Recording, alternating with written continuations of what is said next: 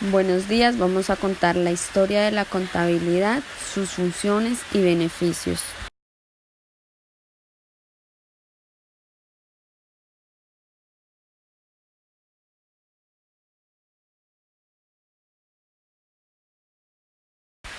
Este video está elaborado por Yura Alexandra Fajardo y Lina María Lancheros de la Universidad Cooperativa de Colombia.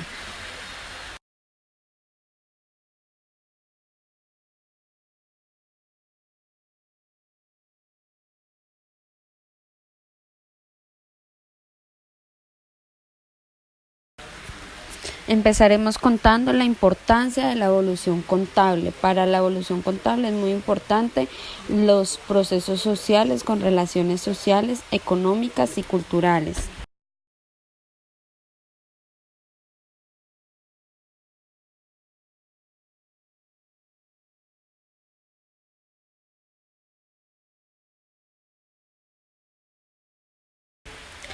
La evolución contable tiene tres periodos muy importantes, los cuales son el periodo empírico, el periodo clásico y el periodo científico.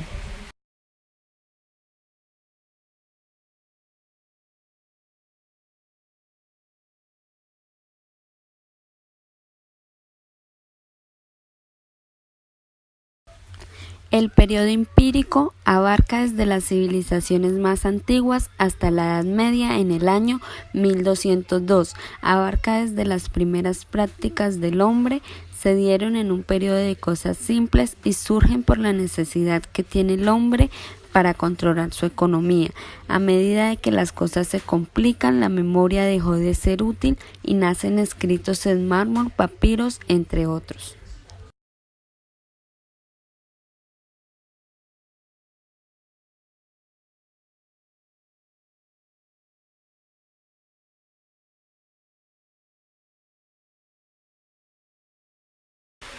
Babilonia, año 1700 hasta 2100 a.C. El rey Hammurabi de Babilonia codificó que se llevaran nombres y se mencionó como práctica contable. El código Hammurabi contenía normas civiles y de comercio en sus numerosos estalas talladas que se colocaban en las cuentas. Los primeros vestigios de organización bancaria fueron en el Templo Rojo de Babilonia.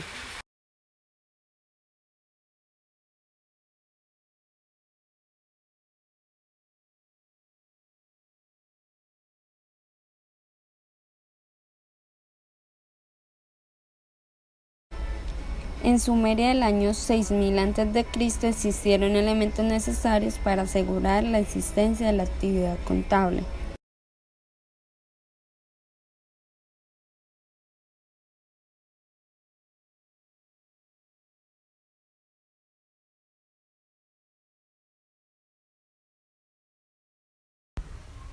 Los antecedentes más remotos de esta actividad actualmente se conservan en el Museo Semmético de Harvard, considerado como el testimonio contable más antiguo, el cual es una tablilla de barro.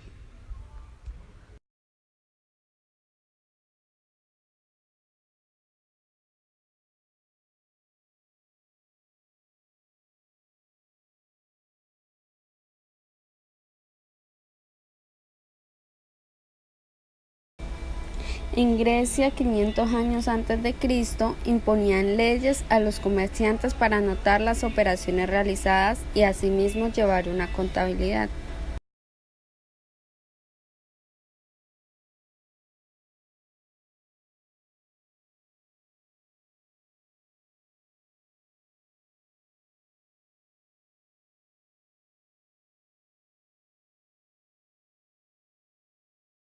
En Roma, 300 años antes de Cristo, los comerciantes de la época utilizaban el libro llamado Adversario, donde se anotaban los gastos, entradas u salidas que se realizaban durante el transcurso del día.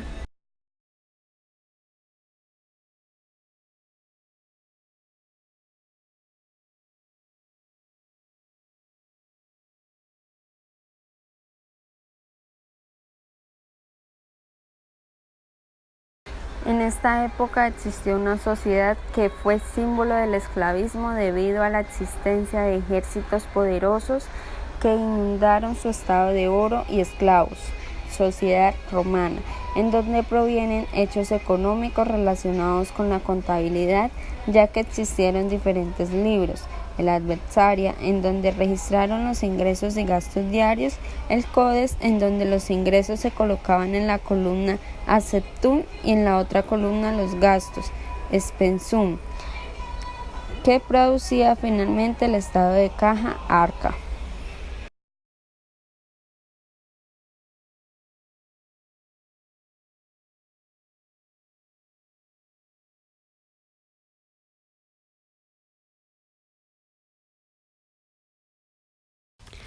El periodo clásico se extiende en el nacimiento de las primeras escuelas del pensamiento contable. Su primer característica es explicar el funcionamiento de las cuentas.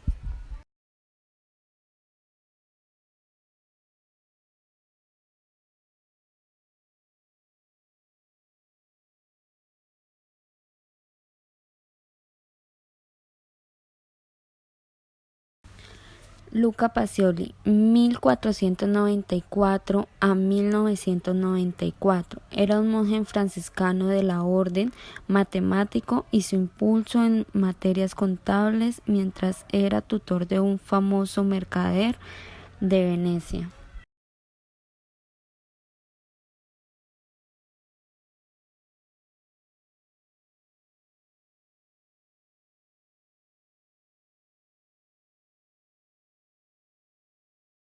La partida doble es un método de aplicación de un sistema de representación y coordinación contable que se representa y controla los aspectos que se dan en una transición económica mediante el requisito a través de una anotación que coordina el orden, causa y financiación.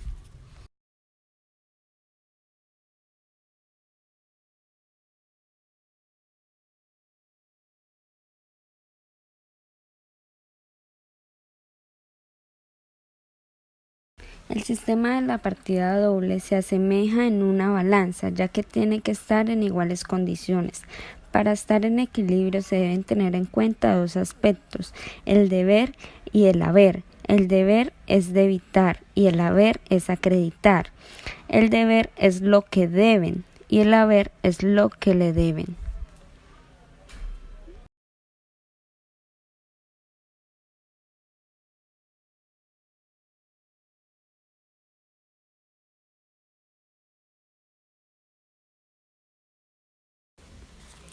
Los principios de la partida doble son los siguientes. No puede existir deudor sin acreedor ni acreedor sin deudor. La persona debe a la persona que da. Las cuentas que representan las pérdidas se debitan y las que representan las ganancias se acreditan. Todo esto según Luca Pacioli y su libro La Suma.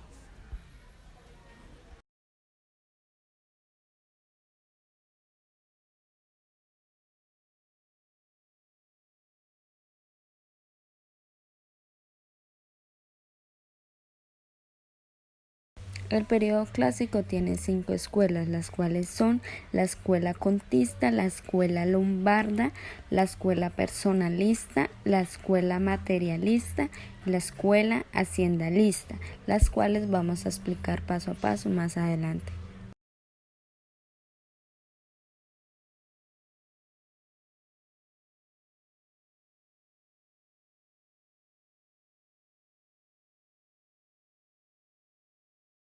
La escuela contista de Hadas de Granges dice que su doctrina se basa en disminuir la llevanza de la contabilidad a 5 cuentas, a caja, mercadería, efectos a cobrar, efectos a pagar, pérdidas y ganancias. Busca explicar o justificar las reglas que rigen los movimientos de las cuentas. Obtuvo un fruto importante, la primera teoría en torno al funcionamiento de las cuentas e incluso las primeras utilizaciones de fórmulas algebraicas para demostrar relaciones existentes entre determinadas cuentas.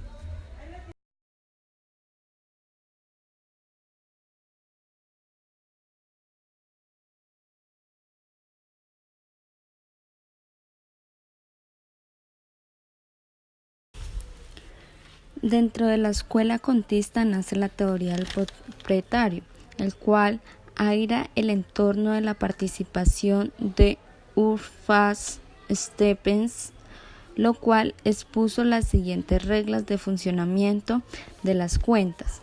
La empresa, cualquiera que sea su función, forma y naturaleza jurídica, ha de ser considerada como un ente con personalidad distinta a la del propietario de aquella, según Urfat Stephens.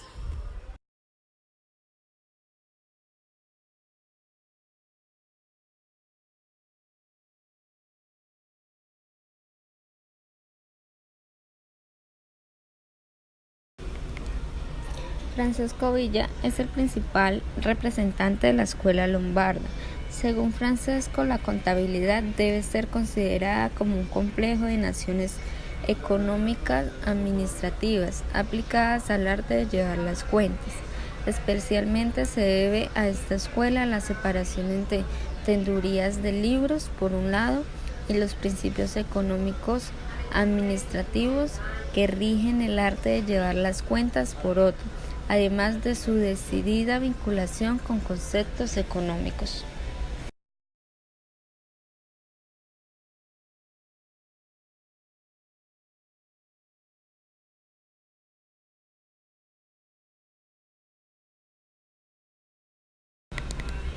Los principales aportes de esta escuela corresponden al italiano Zerboni.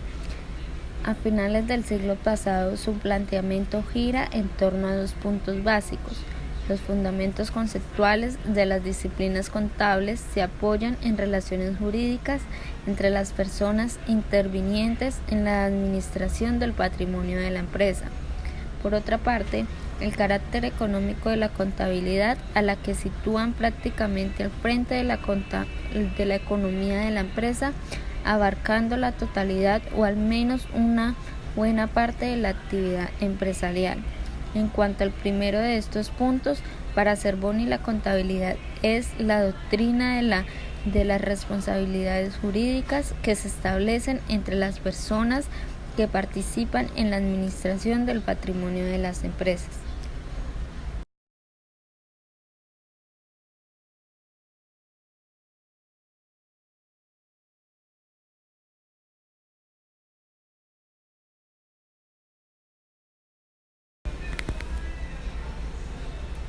Fabio Vesta, creador de la escuela materialista, formula su postura como una opción a la escuela que realizan las cuentas, poniendo también especial énfasis en el carácter económico de las disciplinas contables, al centrarlas en el estudio y control de la hacienda a través del análisis de sus diferentes valores, a lo que se le abre una cuenta y no a las personas subyacentes.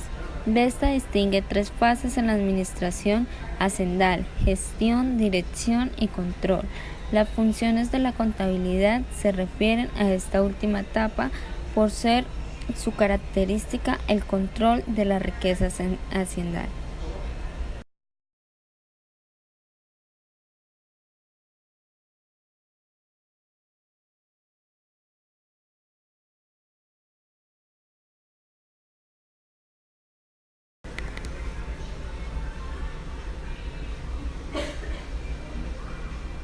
La definición de haciendalista fue comprendida como un sistema de personas y medios materiales e inmateriales que en sentido dinámico conduce a la sociedad a cumplir una finalidad. El máximo exponente de esta escuela es Giovanni Rossi, que basa su teoría de las haciendas en la existencia de tres funciones de la contabilidad: función económica, función jurídica y función administrativa.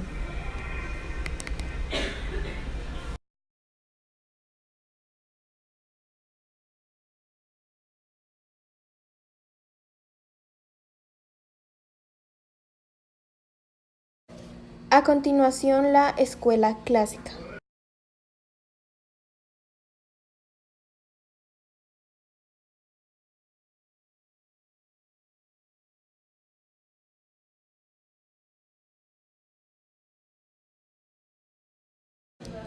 La teoría clásica. El fundador de la teoría clásica fue el ingeniero Henry Fayol. Esta teoría se basó fundamentalmente en la importancia de la estructura en las organizaciones formales, sin darle consideración alguna al factor humano, ya que esta teoría surgió poco después de la Revolución Industrial debido al crecimiento tan acelerado de las empresas y a la necesidad de aumentar la eficiencia y la competencia de las organizaciones.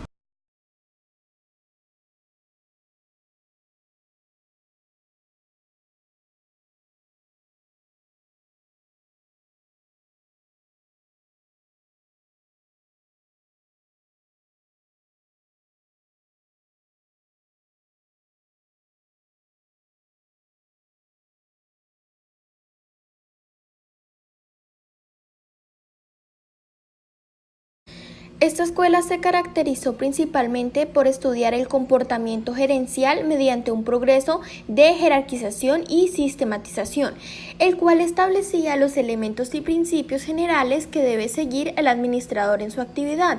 Además, se interesó profundamente por la administración, que en su opinión era la actividad empresarial más descuidada en ese entonces, y sus pensamientos eran enfocados sobre la organización de carácter global general, bajo un enfoque anatómico y estructural en cuanto a su forma.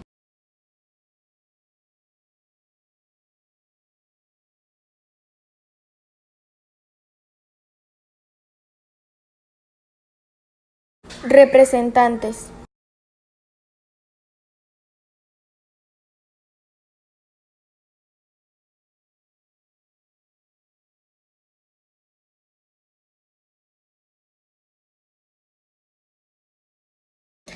Los representantes más importantes de esta escuela fueron Henry Fayol, Lee Dark-Hurklick, Luther Gulick, James Money, H.S. Denison y Stuart Chase.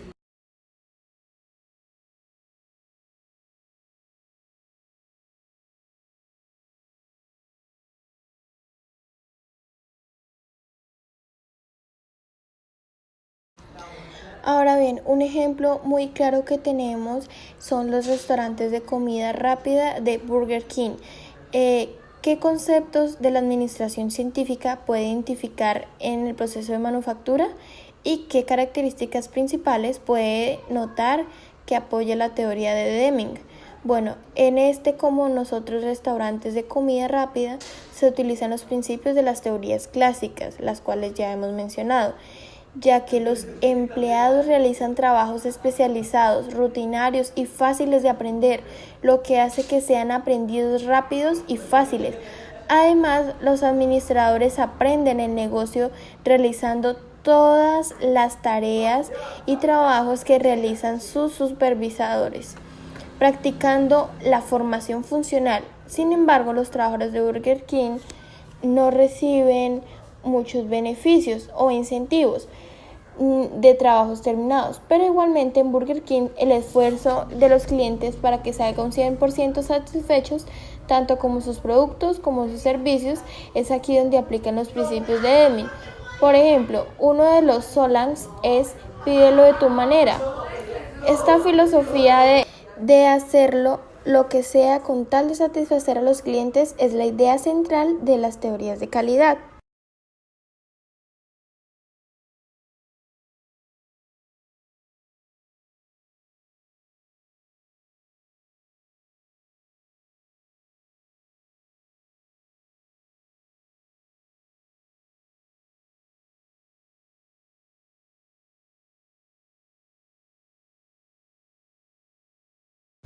Bueno, en la teoría económica se entiende por cada una de las hipótesis o modelos que pretenden explicar aspectos de la realidad económica. En esta teoría se distinguen dos enfoques diferentes, que son la microeconomía y la macroeconomía. Tradicionalmente estas teorías económicas se centraron en temas como la moneda, el comercio internacional y los productos de bienes. Más adelante se introdujeron nuevos temas como el ciclo económico, la teoría del equilibrio, la inflación, el ahorro, la inversión y otros aspectos macroeconómicos. Actualmente la economía se entiende a incorporar nuevas tendencias, situaciones relacionadas con la teoría de elección y modo en que los agentes económicos parcialmente racionales toman decisiones basándose en incentivos y expectativas que pueden ser de cualquier tipo, material o no material. Esta teoría también nos dice cuáles son los principales componentes del sistema económico, cómo funciona cada uno aisladamente y así como el funcionamiento de todos en conjunto.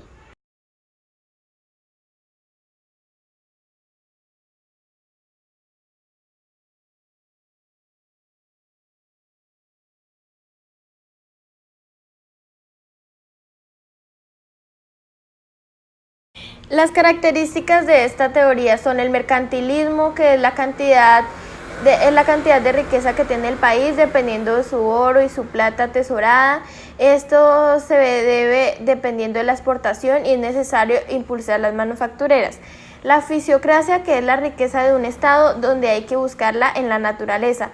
Esta riqueza circula mediante el trasvase de parte de las rentas de clase productiva, los agricultores y las clases improductivas. También está la escuela clásica y la escuela del neoclasicismo, que es la escuela clásica. El Estado no debe intervenir en el funcionamiento de los mercados. La producción ofrecida por las empresas viene determinada por el nivel del empleo pleno a través de la función de la producción. Y en el neoclasicismo vemos que se centra en la asignación de recursos en un momento determinado, es decir, se refiere a la elección y disposición de recursos escasos entre posibles alternativas. Además de ello, la teoría del marxismo, que es la teoría del valor del trabajo, que consideró que el valor de una cosa estaba decidido por el trabajo necesario para su producción. La escuela económica marxista abarca una teoría económica muy social, que es una teoría sociológica con un método filosófico y una visión de revolución y de cambio social. La economía keynesiana a objetivo corto tiene un objetivo corto y se pone el liberalismo, las demandas. Es quien mantiene el empleo, aumenta los impuestos luego de la crisis para pagar el endeudamiento. El monetarismo, el cual propone como causa de la inflación el hecho de haber más dinero en circulación, considerando que el sector privado es estable. Y aparte de eso, es responsable de las crisis económicas del propio Estado. La inflación es la principal amenaza de ello.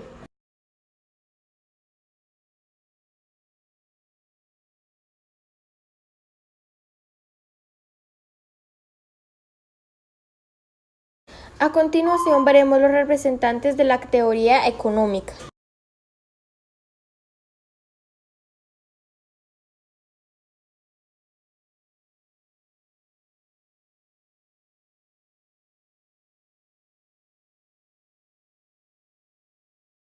Los principales representantes de esta teoría son William Petty, John Locke, Dudley North, John Law y David Hume.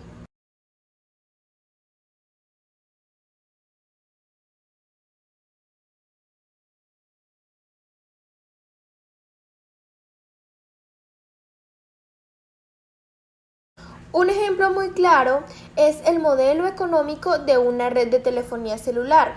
Podría indicarnos los efectos que el desarrollo de una nueva tecnología de bajo costo tendría en el número de usuarios de teléfonos celulares y el volumen de uso de estos.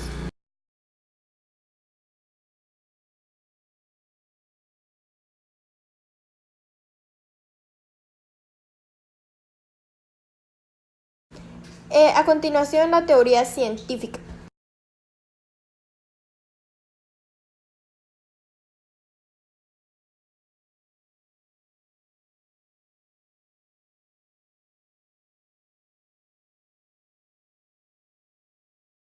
La teoría científica es un conjunto de conceptos incluyendo abstracciones de fenómenos observables y propiedades cuantificables, junto con reglas que son leyes científicas que expresan las relaciones entre las observaciones de dichos conceptos.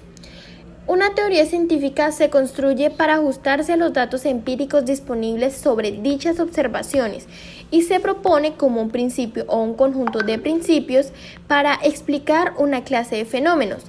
Los científicos elaboraron distintas teorías partiendo de hipótesis que hayan sido corroboradas por el método científico. Luego recolectan pruebas para poner dichas pruebas a prueba en teorías. Como en la mayoría de las formas del conocimiento científico, las teorías son inductivas por naturaleza y su finalidad es meramente explicativa y predictiva.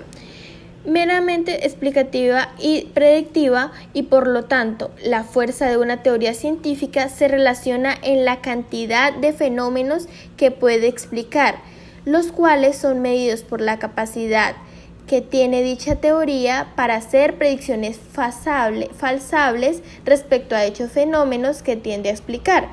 Dichas teorías son mejoradas constantemente dependiendo de la nueva prueba que se consiga.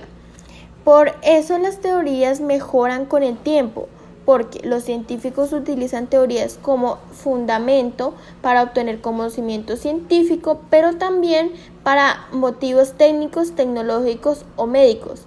Y en este caso, esta teoría es aplicable a la contabilidad, ya que a partir del conocimiento, la teoría y la contabilidad han ido evolucionando poco a poco.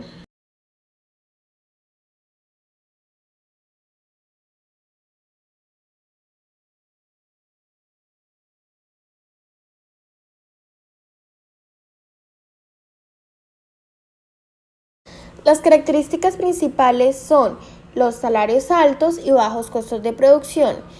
Aplicar métodos científicos al problema global con el fin de formular principios y establecer procesos estandarizados. Aparte de esto, los empleados deben ser dispuestos científicamente en servicios o puestos de trabajo donde los materiales y las condiciones laborales sean seleccionadas con criterios científicos para que de esta forma las normas sean cumplidas. Los empleados deben ser entrenados científicamente para perfeccionar sus aptitudes. Debe cultivarse una atmósfera cordial de cooperación entre gerencia y los trabajadores. Otro punto de vista es la racionalización del trabajo productivo debería estar acompañada por una estructura general de la empresa que haga coherente la aplicación de dichos principios, y todo con el fin de que los empleados y la gerencia de dicha empresa trabajen de una manera que a la empresa se le pueda generar muy buena rentabilidad y no genere tantos costos de producción y altos salarios.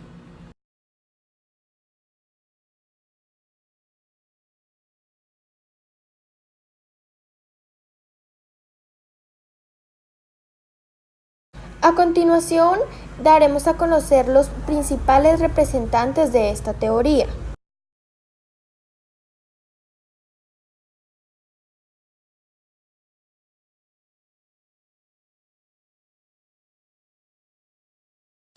Los representantes de esta teoría fueron Frederick Taylor, Henry Robinson Tony, Henry Lawrence Gant y Bunker Hilbert Frank.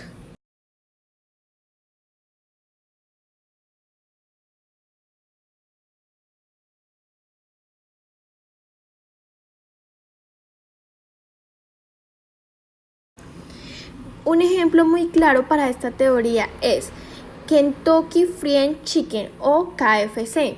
Utiliza los principios de la administración científica para mejorar la calidad, ya que esta empresa es propiedad de PepsiCo, pero tiene más de 5.000 sucursales, tiene ventas anuales mayores a $35 millones y sirve a 600.000 clientes cada año. El negocio de los restaurantes de comida rápida es cada vez más competitivo, por lo que solo aquellos que pueden ofrecer servicios rápidos y de calidad absoluta son los que permanecen en el gusto de los consumidores. Para lograr este propósito aplican en sus operaciones las teorías clásicas para eficiencia de su modalidad de autoservicio. Se entrenó a los empleados en el uso de los estudios de tiempos y movimientos y las gráficas de Grant se analizó en el tiempo en que ellos atendían a sus clientes y tardaban en llegar con ellos. Entonces, su carro al revisar el menú hasta que salen del autoservicio con su orden. Como resultado de ese estudio se hicieron modificaciones significativas y cambiando las rutas de producción y se implementaron tiempos estándar para la realización de las tareas, para un total del servicio que no sea mayor a 90 segundos.